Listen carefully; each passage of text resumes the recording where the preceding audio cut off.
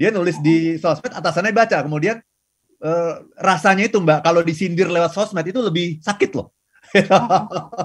Disindir lewat sosmed itu lebih sakit daripada si bawahan ini ketemu langsung sama atasan dan ngomong gitu.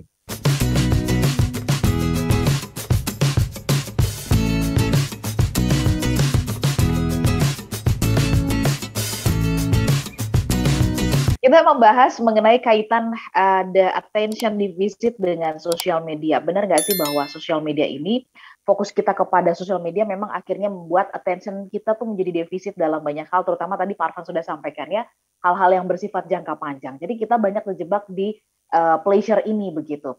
Nah Pak Arfan, kalau kan tadi salah satu contoh itu cuman kayak ya yang terlihat, yang nggak terlihat kan lebih banyak ya Pak. Yang kasus kecelakaan itu gitu. Nah, apa dampak-dampak atau mungkin letupan-letupan yang mungkin Pak Arfan bisa informasikan? Dan kalau ini terus terjadi, misalnya, apa yang akan terjadi hubungan antara orang tua dengan anak dengan orang tua, pasangan dengan pasangan, atasan dengan bawahan, dan seterusnya begitu di dalam lingkup kehidupan kita bersosial. Silakan Pak Arfan.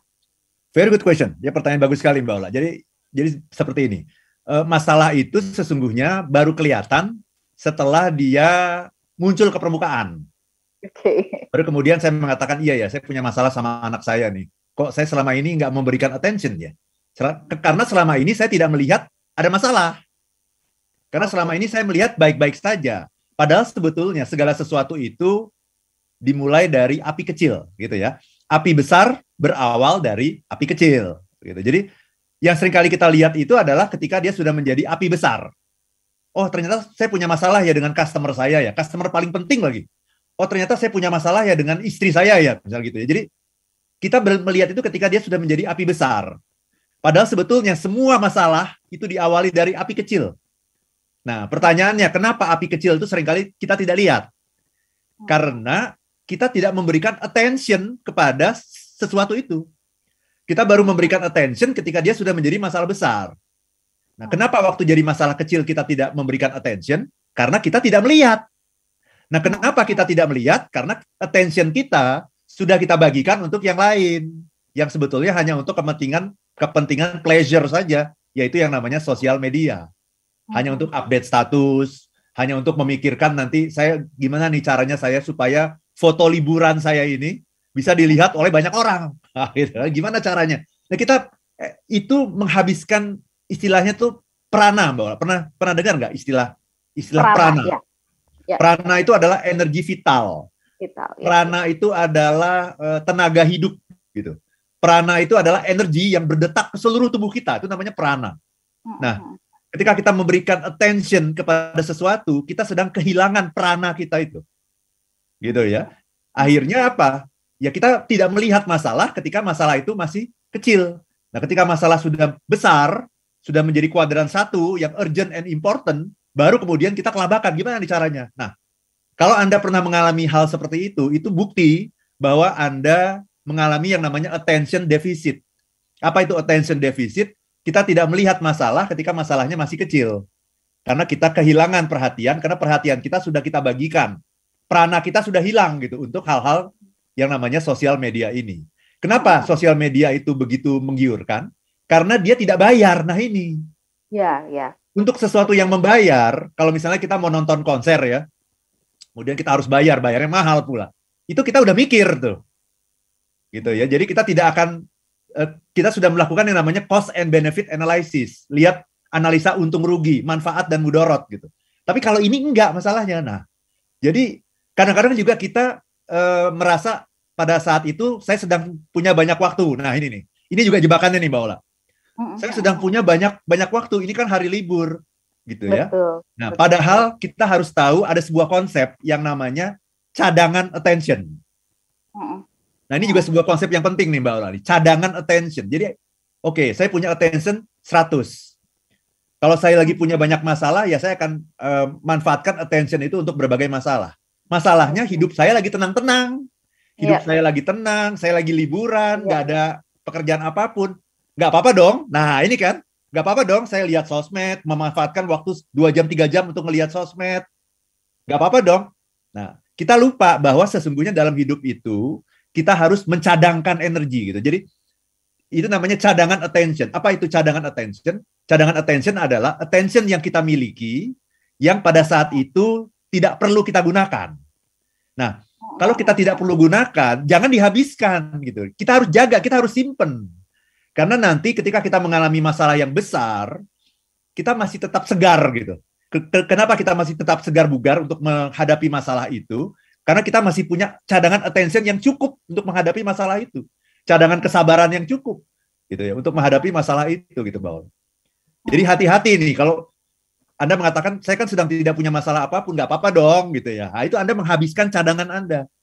Cadangan itu diperlukan nanti di masa sulit, di masa krisis. Perlu cadangan, kayak tabungan juga sebetulnya. Kayak punya gaji besar, kemudian dibelanjakan habis, akhirnya ketika waktu susah kita tidak punya tabungan. Nah ini attention itu juga bisa dalam bentuk tabungan, Mbak Ola. Jadi jangan pernah menghabiskan attention dengan hanya melihat sosmed, lihat IG yang nggak jelas dan sebagainya, tapi dilihat terus gitu. Itu, Mbak Ola. Oke, baik. Kalau gitu kita tahu bahwa sosial media ini itu kan berdampak, ada dampaknya gitu ya. Nah, supaya kita bisa justru fokus di lingkaran yang positifnya itu gimana Pak Arfan dalam hal penggunaannya begitu? Apa yang harus kita lakukan untuk mengontrol diri kita begitu? Silakan Pak Arfan. Ya, jadi kita harus lihat tujuan awalnya ya. Tujuan awal dari sosial media. Menggunakan sosial media itu kan pertama untuk menghibur diri lah gitu ya. Bolehlah sedikit lah menghibur diri, kemudian silaturahmi sama teman, networking, bolehlah sedikit silaturahmi sama teman. Cukup itu saja gitu. Nah, seringkali kita kemudian eksesif ya, penggunaan yang eksesif. Kemudian akhirnya menggunakan untuk karena memang udah nggak ada yang mau ditonton lagi. Kalau zaman dulu orang nonton TV. Jadi itu dari satu channel ke channel yang lain. Itu remote control kita itu kalau boleh teriak tuh dia akan teriak. Ampun katanya gitu ya. Kenapa? Ini bolak-balik cetak karena kita bolak-balik nggak jelas apa yang ditonton gitu. Nah, sekarang orang sudah berpindah ke sosial media gitu. Lihat Instagram, bolak-balik lihat Instagram, lihat Facebook, nggak jelas apa yang dilihat, nggak jelas apa yang dicari, semata-mata karena punya persediaan attention yang banyak gitu. Dan kita tidak berpikir bahwa kita harus mencadangkan attention kita ini untuk masalah-masalah yang jauh lebih penting sesungguhnya gitu, Mbak Ola. Nah, beda halnya kalau kita ingin memanfaatkan sosial media untuk kepentingan bisnis. Nah, itu beda. Dan itu mestinya ada divisi yang menangani itu gitu. Jadi bukan personal yang menangani itu, ada sebuah divisi yang menangani itu dengan indikator-indikator dan parameter-parameter yang jelas mengenai kampanye atau campaign atau marketing. Itu ada indikator dan petunjuk-petunjuk kinerja yang jelas gitu. Jadi jangan kemudian itu dicampur adukan dengan kehidupan pribadi kita. Nah, ini menjadi salah arah kalau seperti itu, Mbak Ola. Iya. Nah, bagaimana dengan tadi kan Pak Arfan sempat mengatakan gitu ya bahwa orang merasa sangat sekarang tuh bebas banget ya dengan sosial media. Ya kalau nggak suka dia bisa tulis gitu kan, bisa sindir, bisa apa segala macam begitu. Nah, Pak Arfan, apa tanggapan Bapak ya terhadap case-case yang seperti ini? Ya, yang artinya mungkin karena nggak bisa melontarkan atau menumpahkan gitu kan kemarahannya terhadap pihak tertentu gitu, atau misalkan kepada atasannya deh gitu ya, kalau nanti ngomong langsung kan bisa dipecat nih, SP1 gitu, SP2 gitu, tulis di sosial media. Nah, menurut Bapak ini sah-sah saja karena ini sebuah jalan keluar gitu ya, mengeluarkan gitu kan unek-unek, atau ini sebenarnya juga kurang bijak, kurang tepat begitu. Seperti apa tanggapan Pak Arfan? Ya, saya seringkali melihat gitu, apalagi kalau di WA Group ya, banyak sekali loh orang yang meluangkan begitu banyak waktu di WA Group untuk berantem, Mbak Ola. Saya bilang sempet ya, Pak? Gitu. Apa? Sempet gitu ya? Sempet dia, kok kayaknya punya banyak waktu, ya, meluangkan waktu di WA Group untuk berantem, untuk mengcounter pendapat seseorang gitu, terus bolak-balik panjang gitu beritanya. Dan dia pikir mungkin ada banyak orang yang membaca ya, atau memang mungkin banyak juga orang yang membaca komentar itu gitu ya.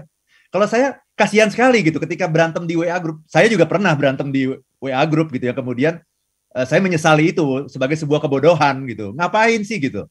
Berantem di WA Group, padahal WA Group itu dibuat untuk silaturahmi kan sebetulnya gitu. Jadi kita mempertahankan satu pendapat dan sebagainya, kemudian di counter lagi, bolak-balik berhari-hari gitu. Nggak habis-habis. Akhirnya cari teman gitu kan. Ada pengikut si A, pengikut si B. Dan itu sudah menghabiskan waktu begitu banyak. Yang bacanya aja tuh udah capek gitu, apalagi dia yang nulis gitu. Ini orangnya apa nggak kerja gitu ya. Gitu. Jadi saya tuh suka mikir ini kerjanya apa gitu loh. Ya. Jadi sempat gitu ya. Iya, saya kira berantem di sosial media itu cara yang tidak bijak gitu ya, mengekspresikan ketidakbahagiaan kita juga cara yang tidak bijak gitu. Kalau Anda punya masalah sama atasan Anda, ya ngomong aja, gitu ya. Kalau ngomong nggak bisa dimengerti ya, kalau Anda nggak suka di kantor itu ya resign saja. Kalau saya sih gampang-gampang aja gitu. Daripada ini menulis di sosmed, akhirnya atasannya juga baca loh, jangan salah loh. Dia nulis di sosmed, atasannya baca, kemudian rasanya itu Mbak, kalau disindir lewat sosmed itu lebih sakit loh. Disindir lewat sosmed itu lebih sakit daripada si bawahan ini ketemu langsung sama atasan dan ngomong gitu. Disindir lewat sosmed dengan bahasa-bahasa yang samar-samar, tapi itu sangat menusuk sebenarnya. Dan itu akan memperburuk hubungan Anda dengan atasan Anda. Mungkin atasan nggak bisa manggil sih, nggak bisa manggil kemudian kamu saya pecat, ya. Mungkin nggak bisa begitu. Tapi hubungan sudah semakin jauh karena Anda nyindir-nyindir di sosmed gitu. Bikin status di Facebook atau di Twitter gitu. Gitu Mbak Ola.